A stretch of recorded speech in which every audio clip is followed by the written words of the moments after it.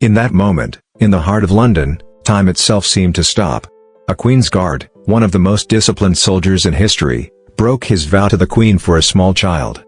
Before the eyes of hundreds of tourists, what compelled this soldier, who was supposed to stand guard with unwavering resolve, to abandon his post? What did he see in that little girl's eyes? Who was in the suspicious vehicle across the street, and why had it captured the guard's full attention? This was no ordinary call for help. It was a conversation of eyes, where words failed, a decision that had to be made in seconds. Unaware that by breaking the rules, he was prying open the door to a danger far darker than it appeared, the guard, Kaelan, understood through his military instincts that something was terribly wrong. The two-word silent whisper that fell from the little girl's lips, "Help me," confirmed all his suspicions. But a fleeting glance into the minibus, at the duct tape and shackles he saw, proved the situation was more horrific than a simple kidnapping. To ensure you don't miss the continuation of such unimaginable moments and the stories of heroes behind the scenes, don't forget to subscribe to our channel and turn on notifications. Because sometimes, the greatest heroes emerge when and where you least expect them.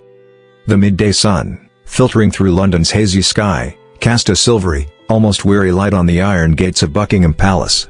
The area was a swarm of humanity, the murmur of intermingled languages, tourists angling for the best shot with their phones, children testing their parents' patience with shrieks of laughter, and people trying to capture that immortal photo just minutes before the changing of the guard.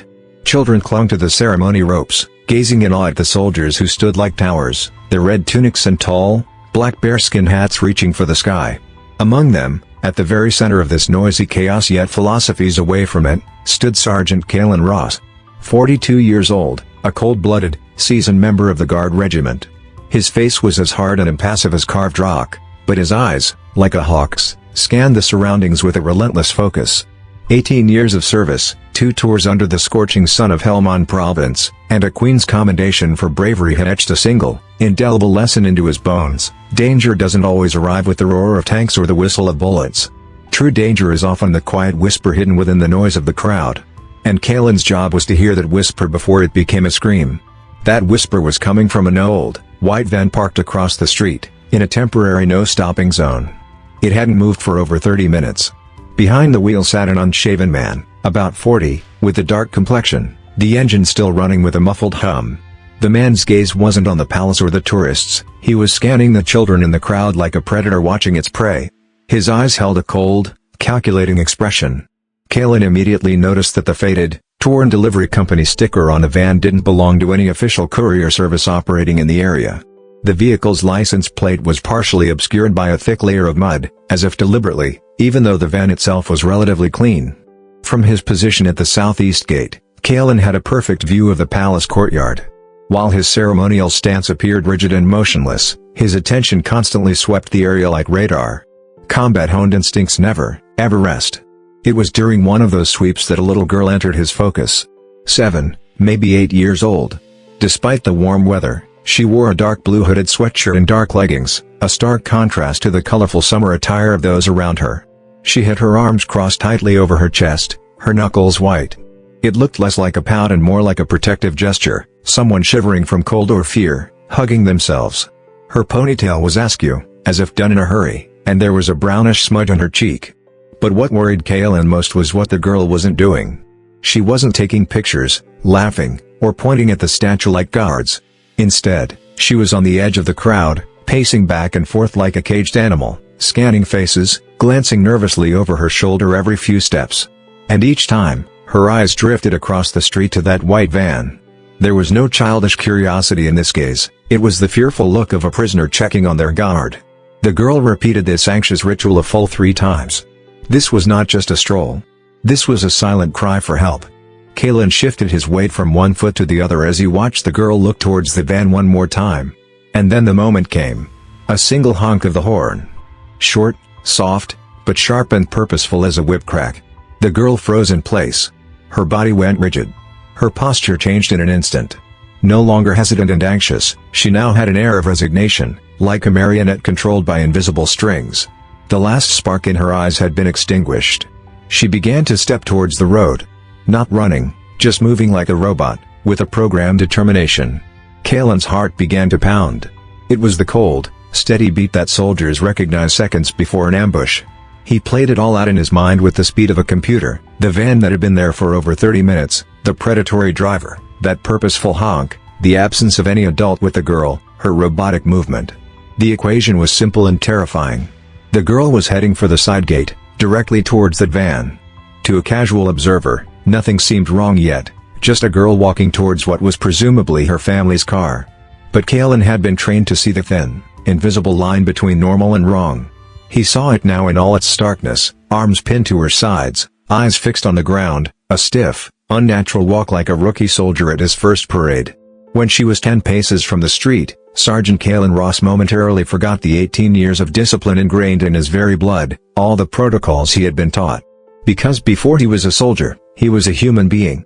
And he knew that a human life was more important than any rule. He broke formation. A collective gasp rippled through the crowd. Guards did not move. It was an unwritten law. But Kaelan no longer saw the crowd, no longer heard their astonishment. He saw only the little girl, drawing closer to danger with every step, and knew that he was her last hope. A collective gasp from the crowd hung in the humid London air. Phones were instantly drawn, hundreds of lenses turning to immortalize the moment a guard in a scarlet tunic broke the unwritten rules.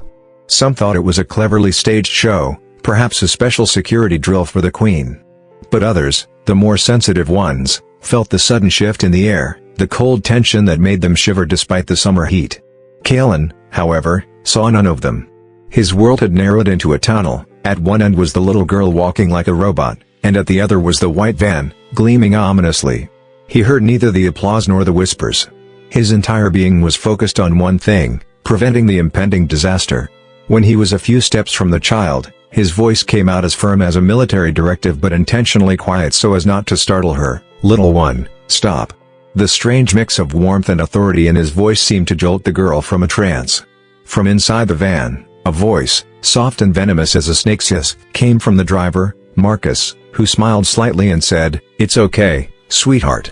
Come on." It sounded less like a caring uncle and more like a hunter telling a trapped bird not to be afraid. The girl took a step forward, then hesitated, turning towards Kaelan. Her face was a mask of fear that words could not describe. Her lips barely moved. Through the whistle of the wind and the murmur of the crowd, Kaelan's ears caught the sound. It wasn't a cry, it was a whisper. But it concealed 1,000 screams: "Help! Me!" Those two words erased every last doubt in Kaelan's mind. This was no longer a possibility. It was a confirmation. His instincts had been right. He moved faster, placing his body between the girl and the van like a living shield. He was no longer just a king's guard. He was this little girl's last line of defense. The confused murmur of the crowd grew louder. The driver, Marcus, leaned out of the car window, that fake, kind smile still on his face. He gestured towards the curb, saying, "It's all right, sweetheart. Don't be shy, come here." Kaelan raised his voice to be heard over the din of the crowd, repeating his command, "Get behind me, little one." This time, he was looking directly at the man in the van, not the girl. The girl turned slightly, and Kaelan saw her eyes. This wasn't the confused look of a lost child. This was a trained fear, the fear of someone who knew the punishment for disobedience all too well. Marcus's tone hardened for a moment. "Anna, let's not make this difficult. Get over here." Kaelan's hand slowly slid towards the radio on his chest. He didn't panic, didn't shout in military jargon. He pressed the button, and his voice was as solid and steady as granite. "Control, this is Sentry 2 at the East Gate. I am approaching a potential child safety incident. White van parked adjacent to Victoria Embankment. One minor involved. Advise Palace security." The crackling voice from the radio responded instantly, "Copy that, Sentry 2. Assistance is en route. Proceed with caution." Kaelan, caught between 18 years of discipline on one side and the weight of saving a life on the other, had to make a decision. What would you do in this moment?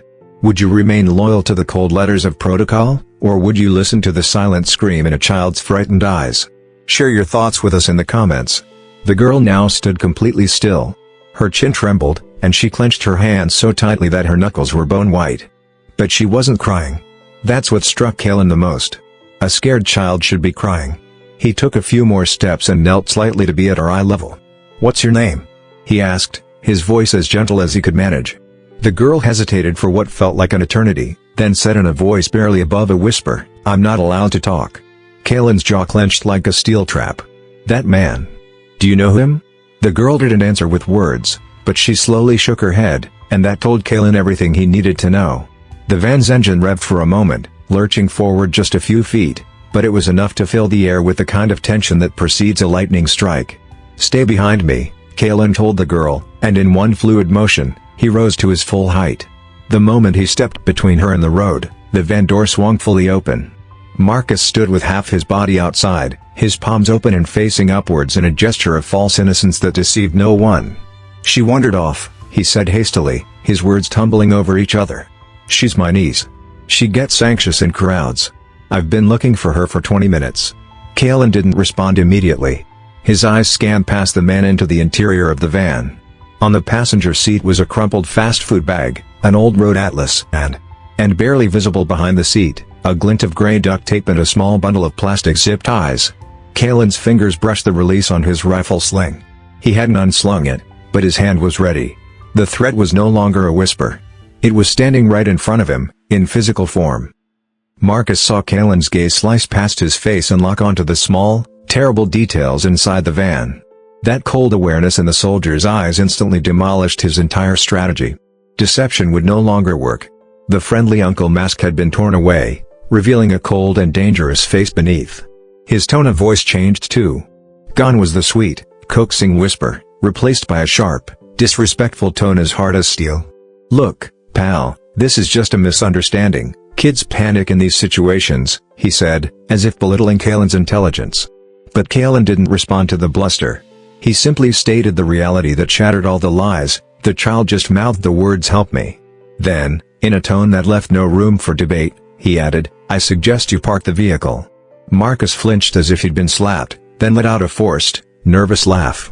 It was the sound of a cornered animal, not a man who was amused. "This is absurd. I told you, I'm her."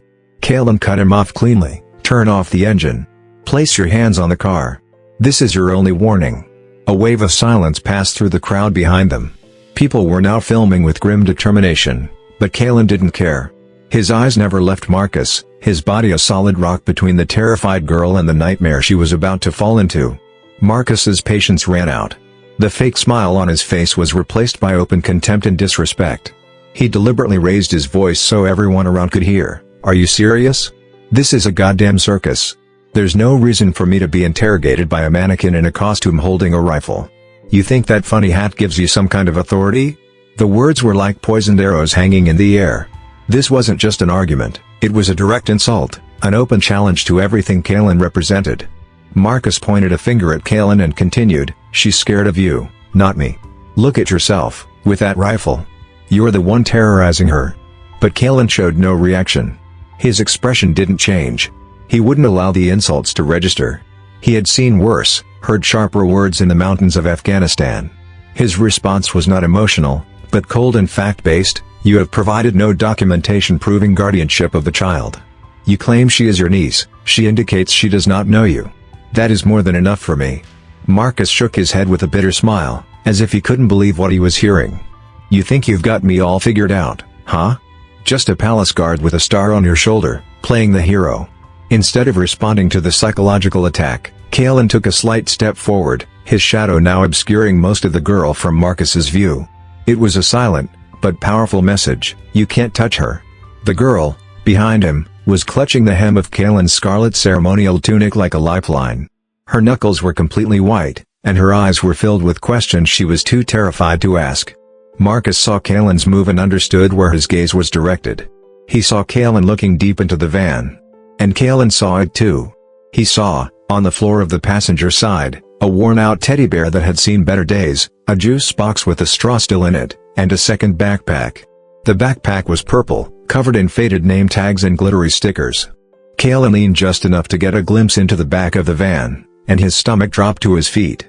There lay a folded blanket, a roll of black plastic sheeting, and a half-empty bottle of children's shampoo next to a box that looked exactly like a first aid kit. Marcus followed his gaze and realized what Kaelan had seen. His posture changed completely.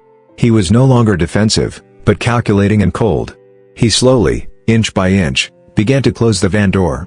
Kaelan's voice took on a dangerous calm. "Turn off the engine. Put your hands where I can see them."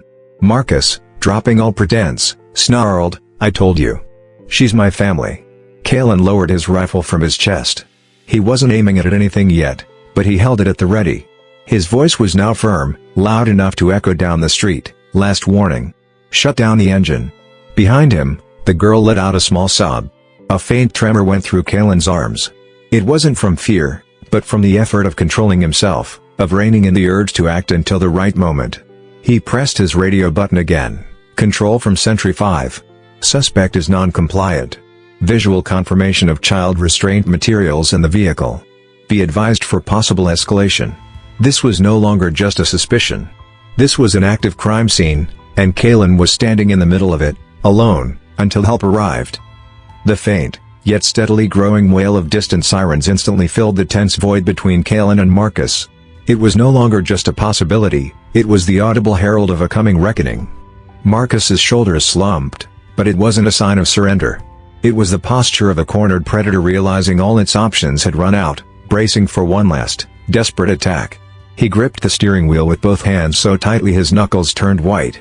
His eyes darted rapidly between Kaelan, the growing crowd, and the approaching red and blue lights. Behind Kaelan, Anna pleaded in a whisper that was barely audible, "Please don't let him take me." Kaelan didn't turn. His entire being was locked on the threat in front of him.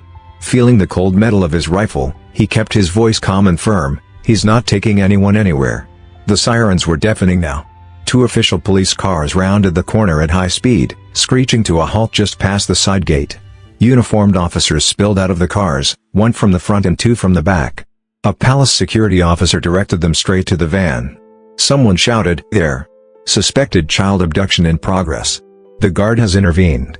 The lead officer approached cautiously, his hand on the grip of his sidearm. "Sir, in the van, turn off the engine and put both hands where we can see them." But Marcus didn't obey. He just stared straight ahead through the windshield. "This is all a misunderstanding," he mumbled. "You're about to ruin a good man's life over nothing." Without turning his face from the van, Kaelan informed the police. Subject refused to provide identification. Child confirmed she does not know him. Visual on zip ties and duct tape on the passenger side. Behind him, the girl let out a choked cry at the mention of the restraints. The lead officer's expression hardened instantly. "All right, sir, I'm not going to ask you again. Kill that engine. Hands where I can see them. Now." In that instant, the van's engine roared like a beast. The tires screeched on the asphalt as the vehicle lurched forward a few meters towards the curb, towards the open road, towards escape. Someone in the crowd screamed, "Get back!" But Kaelan didn't get back. He stepped forward, holding his rifle firmly across his chest, and bellowed with an authority that could silence 1,000 soldiers on a parade ground, "Stop the vehicle, now!" But the van didn't stop. Kaelan raised his weapon, not to fire, but as a final, unmistakable warning, and threw himself directly between the van and the crowd. The girl screamed behind him, covering her ears with her hands. The police officers surged forward. One smashed the driver's side window with his baton, sending a shower of tempered glass into the air. Another wrenched the door open, struggling to pull Marcus out. But the driver wasn't giving up easily. He flailed his elbows, screaming, trying to shift the car into gear as the officers wrestled for control. Then came the second shock, one nobody expected. A second man jumped from the rear doors of the van. Younger, wearing a hoodie, he started running the moment his feet hit the ground. But within seconds, a plainclothes detective tackled him to the pavement. As they wrestled, a child's backpack fell from the young man's jacket. From his pocket, several coils of rope spilled onto the ground. A gasp went up from the crowd, like steam escaping a kettle. Phones were now raised everywhere. Someone from the back yelled, "There was another one inside." He had ropes. The police finally managed to pull Marcus completely out of the van, slamming him face down onto the hood of the car. Blood trickled from a cut on his cheek from the broken glass, but he continued to scream like a madman, "You don't understand what you're doing. This is all wrong. This is all a terrible mistake." Behind Kaelan, the girl sank to her knees and began to sob. Not the dramatic wails that had been held back. These were small, broken sobs, as if something inside her was slowly leaking out, piece by piece. Kaelan, without taking his eyes off the scene unfolding before him, dropped to one knee and placed a gentle hand on her shoulder. "You're safe now," he whispered quietly. "No one is going to hurt you." He was no longer a guard. He was a rescuer. And his mission was now complete. Police officers now swarmed around the van like bees in a hive, securing the area with yellow tape, marking it as a crime scene. The earlier chaos had given way to a cold, methodical professionalism.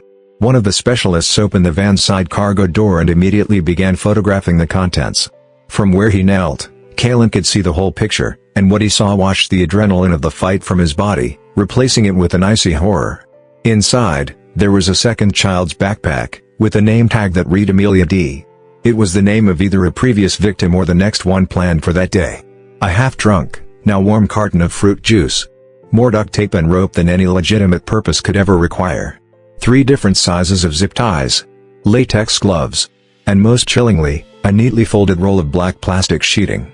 There was nothing in the vehicle that suggested a family trip, no child seats, no family photos, no toys. There was only equipment. A kit for making people disappear. The lead police officer, his face pale as paper, approached Kaelan. The shock of the incident was still in his voice. "Sergeant, you just stopped something very, very bad from happening." But Kaelan didn't nod or react to the praise. All his attention was still on the small girl who had withdrawn into herself, as if trying to become invisible. He asked her in a soft voice, "What's your full name, sweetheart?" The girl sniffled and wiped her nose with the back of her hand. "Anna." "Anna what?" "Anna Fletcher." Kaelan repeated the name, as if committing it to memory. "You're safe now, Anna Fletcher. No one is taking you anywhere." They took Anna to the relative shade of the guard's booth at the palace entrance, wrapping her in a police blanket despite the warm air. A female police officer knelt beside her, asking gentle questions. Anna didn't say much at first, but the story began to emerge in fragments. Anna Rose Fletcher, age 7, from Kent. She had been missing for 2 days. Her mother, distracted for a moment while on the phone in a park in Canterbury, had turned around to find Anna gone. Local police had initially assumed she had simply wandered off. Until today. The female officer quietly explained to Kaelan. The older man, Glenn Taylor, which is Marcus's real name, told her he was a friend of her mother's. Said Anna had done something bad and had to go with him to keep her family safe. Kaelan's jaw tightened. This wasn't just a kidnapping, it was a cruel psychological manipulation, exploiting a child's innocence and trust. The identity of the second man was still unknown, he had no idea on him. But the 2 backpacks in the van proved they had planned to abduct another child that day. The most terrifying discovery was the identity of the driver, Glenn Taylor. 47 years old, on probation for online grooming of minors. He was strictly forbidden from being near schools or playgrounds. Police suspected he was connected to a larger human trafficking ring. Later that afternoon, after giving detailed statements to 2 different detectives and spending an hour with plainclothes investigators, Kaelan finally returned to his ceremonial post. He stood at the exact same spot, by the same demarcation line next to the palace gates, rifle at ease, shoulders back, face impassive. The tourists continued their normal flow, though many kept casting uneasy glances at the spot where the van had been towed away. Some whispered among themselves, while others were still filming on their phones. Some had witnessed enough to understand that something serious had happened, but most only saw the aftermath. The change in Kaelan was invisible to the casual observer. He stood as he always did, motionless, alert, professional. Despite everything that had happened, his uniform was still perfectly pressed. Adrenaline still coursed through his veins like an electric current, but it didn't show. To the tourists passing by, he was just another ceremonial guard doing his duty. But Kaelan knew that nothing was the same today. He had protected not just a symbol today, but a life. And the weight of that reality was heavier than any rank or medal on his shoulder. Later in the afternoon, as the sunlight began to soften, a woman appeared at the palace gates, a child clinging tightly to her jacket. The woman hesitated at first, as if not daring to approach. But a palace official, clearly expecting them, helped them pass the demarcation lines. It was Anna and her mother. Anna didn't run to Kaelan, wave, or call out to him. She just stood by her mother, her face tilted up, looking at the tall guard in the red tunic whom everyone else just looked at, but whom only she had truly seen. Kaelan couldn't move from his post, couldn't speak while on ceremonial duty.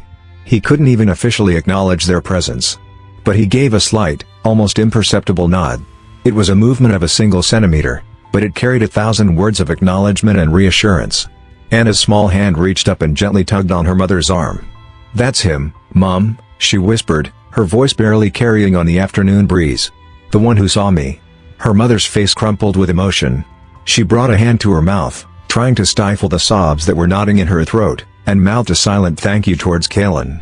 Her lips formed the words, but her voice broke and nothing came out. Anna looked at him one more time, then burrowed into her mother's side. They stood there for maybe a minute, just long enough for what needed to be said without words to be said.